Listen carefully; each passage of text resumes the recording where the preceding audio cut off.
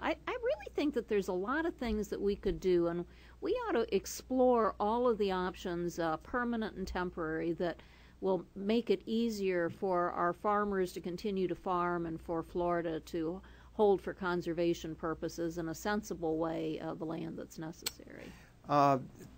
Thank you. That sounds real good, but the bottom line is what counts on whether you're going to want to hold land for agricultural purposes in perpetuity, because of the fact that the market changes, the world situation changes, and you may say, well, okay, I want to set aside X acres out here that we're going to farm forever, and the market goes south on you and stays there, and you go broke, and you haven't helped yourself at all, or nor have you helped your state or your community, because now when the price of those lands go down, now the taxes is less, and so there's so many variables that has to be considered into this.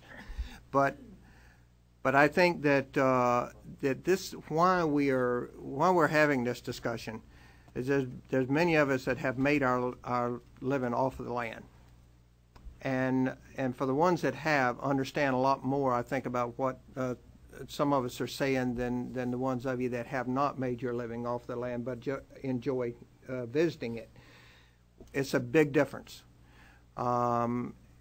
If you want to go and visit the land on the weekends, and you want to have you go on a hunting trip or hiking trip, or you want to go visit the panther, things of this nature, that's wonderful, and we want it to be there for you. But somebody had to be managing that land for eons before the state even decided that they wanted it.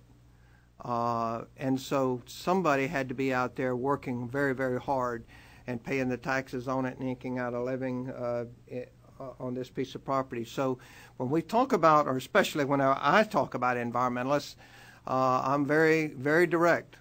I say exactly how I feel, and the environmentalist community, I think, understands me. I am very much an environmentalist, but I am not an environmental activist. I wouldn't give you 2 cents for a whole truckload of activists.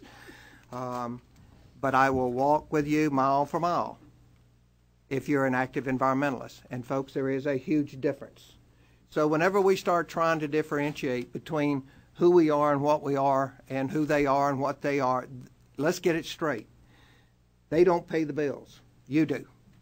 Environmentalists are great. They're wonderful as long as they're not being overreaching and creating a deficit on our budget by trying to encourage you to purchase more land than what you can afford. And what I mean by that is the more land is taken off the tax roll, the more it's going to hurt our state. And so what this happens, then this land has to be managed. Every acre that you take off the tax roll in a direct way has to be managed by somebody other than the original landowner.